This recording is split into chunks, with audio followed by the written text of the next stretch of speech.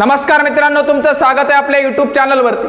तुम्ही सध्या पाहत असाल की सध्या राजकीय व्यक्तींची कशा प्रकारे धावपळ चालू आहे। या पक्षातून त्या पक्षात, त्या पक्षातून या पक्षात कशा प्रकारे पक्षांतर चालू आहे। याचं कारण म्हणजे प्रत्येक राजकीय व्यक्तीकडे कारखाना असेलच असं नाहीये।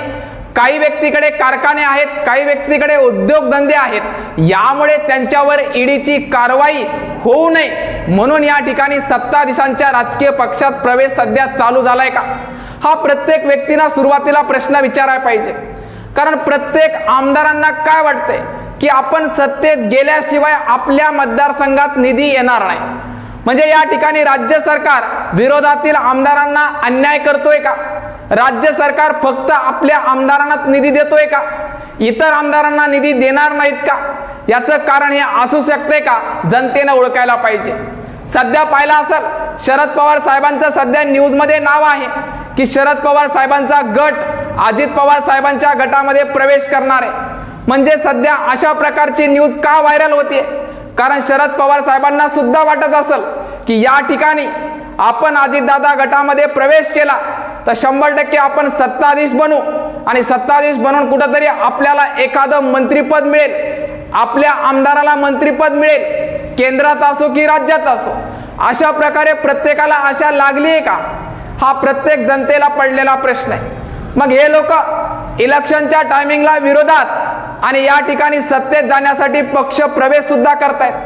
म्हणजे सुरुवातीला टीका टिप्पणी करतायत। सध्या पाहायला गेलं तर अजित पवार गटामध्ये सध्या सत्तेमध्ये आमदार लोक आहेत। मग या आमदारांसोबत शरद पवार गटातील काही आमदारांना जावंसं वाटतंय। म्हणजे या ठिकाणी तुम्ही सुरुवातीला त्यांच्यावर आरोप लादायचे, भ्रष्टाचाराचे आरोप लादायचे, अशा प्रकारे त्यांना शिवीगाळाच्या प्रकारे बोलायचं। म्हणजे या ठिकाणी अनेक प्रकारचे आरोप लावून, भ्रष्टाचाराचे आरोप लावून, कुठल्याही प्रकारचा घोटाळा असेल त्याचे आरोप लावून आपण या ठिकाणी विरोधात बोलतो आणि ऐन टायमाला सत्ताधीश बनले की आपण लाचारी पत्करतो आणि त्यांच्या पक्षात प्रवेश करतो। म्हणजे या ठिकाणी तुम्हाला तुमची स्वतःची विचारसरणी नाहीये, तुम्हाला जनतेचं कुठल्याही प्रकारचं भलं करायचं नाहीये। जर तुम्ही विरोधात राहून लोकांचे प्रश्न सरकार समोर मांडत नसताल तर या ठिकाणी लोकांनी कोणाकडून अपेक्षा करायचंय? सरकार तेव्हाच चांगलं चालू शकतं ज्यावेळेस विरोधातील व्यक्ती चांगल्या प्रकारे लोकांच्या बाजूने बोलत असतील, लोकांचे प्रश्न विधानसभेत मांडत असतील।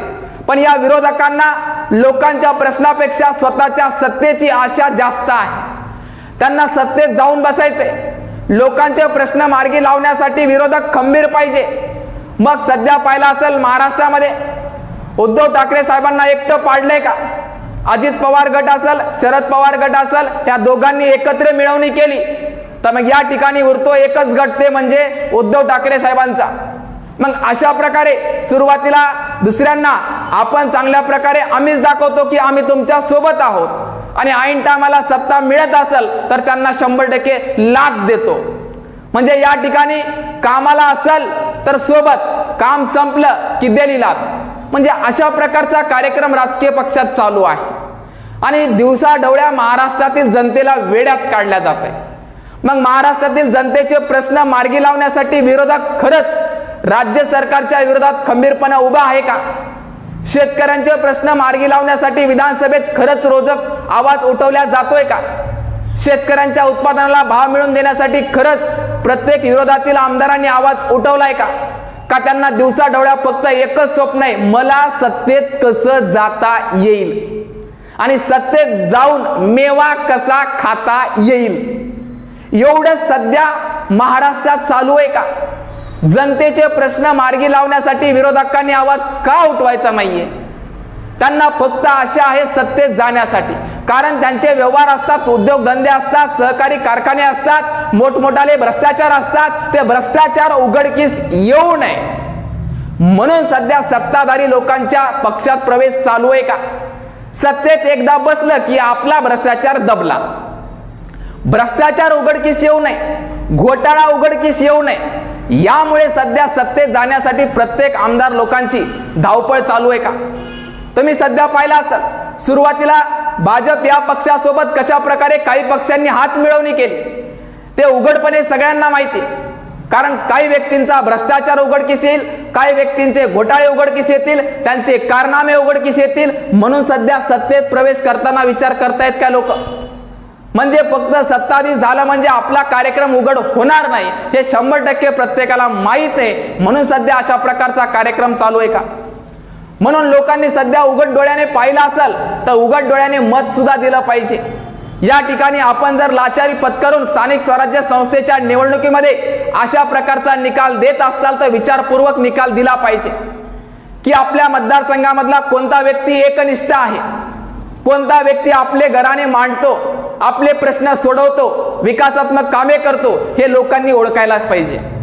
आणि हे ओळखल्याशिवाय हे लोक वटणीवर येणारच नाहीयेत. तुम्ही कितीही काही करा, कारण आपल्याला भारतीय संविधानाने लोकशाही मार्गाने मतदानाचा अधिकार दिलाय. त्या अधिकाराद्वारे कोणता व्यक्ती चांगला आहे, कोणता व्यक्ती आपल्यासाठी कामं करतोय हे विचार करण्यासाठी बुद्धी आपल्याला दिली आहे. त्या जरा बुद्धीचा विचार करावा आणि या राजकीय पक्षातील व्यक्तींना आपण उघड डोळ्याने ओळखायला पाहिजे. नाही तर आपण लाचारी पत्करली तर 5 वर्षे उपोषण आणि आंदोलन करण्याशिवाय पर्याय नाही. कारण जनतेकडे पाहायला कोणीच नाहीये, विरोधक बी नाही, सत्ताधीश बी नाही. कारण विरोधकांना सत्तेत जाऊन बसायचंय आणि सत्ताधीशांना विरोध कमी करायचा आहे. लोकांचा कार्यक्रम संपला. लोकांचा कार्यक्रम कधी संपतो? विरोधकांना सत्तेत जायचं असेल आणि सत्ताधाऱ्यांना विरोध कमी करायचा असेल, दोघांचाही कार्यक्रम होतो आणि कार्यक्रम असतो जनतेचा. लोकांचा कार्यक्रम वाजवण्यासाठी सत्ताधीश आणि विरोधक जर एकत्र झाले तर आपलं काहीच खरं नाहीये. म्हणजे 100% हे प्रत्येक आमदार व्यक्ती जर पाहायला गेलं तर स्वार्थापोटी सध्या लोकांचा विचार न करता इकडल्या पक्षात तिकडल्या पक्षात, इकडून तिकडं तिकडून इकडं अशा प्रकारच्या उड्या मारत प्रवेश होत असेल तर लोकांचा विचार केलाय का? जनतेचा विचार केलाय का? जनतेला विचारलंय का की आम्ही पक्षात प्रवेश करू का, आम्ही त्या पक्षात जाऊ का? अरे जनतेला विचारात न घेता तुम्ही पक्ष प्रवेश करत असताल तर जनतेसमोर इथून पुढे तुम्हाला मत मागण्याचा अधिकार तरी राहिलाय का? आपल्याला लाज पाहिजे की आपण ज्या व्यक्तींना मत मागितले त्या व्यक्तींचे मत घेऊन कामं करायचे दिले सोडून या पक्षातून त्या पक्षात, त्या पक्षातून ह्या पक्षात. हा कार्यक्रम लोकांनी सध्या ओळखायला पाहिजे. लोकांनी जर विचार केला तर अशा प्रकारचे कार्यक्रम भविष्यात होणार नाहीये. म्हणून प्रत्येक वेळेस हा व्हिडिओ का बनवावा लागतो? कारण लोकांना जागृत ठेवणं काळाची गरज आहे. कारण सध्या लोकांना एकदा सांगितलं, 10 दिवस कार्यक्रम कोणी नाही सांगितला तर परत हाय त्याच जाग्यावर. म्हणून लोकांनी थोडा विचार करावा. या लोकांनी स्वार्थापोटी अनेक पक्ष बदलले आणि लोकांचा विचार केला नाहीये. स्वतःच्या स्वार्थापोटी स्वतःचे घोटाळे, स्वतःचे भ्रष्टाचार उघडकीस येऊ नये म्हणून प्रत्येक वेळेस पक्ष बदलला जातो, पक्ष फोडला जातो. पक्ष बदलणे, पक्ष फोडणे एवढाच कार्यक्रम महाराष्ट्रात उरलाय का?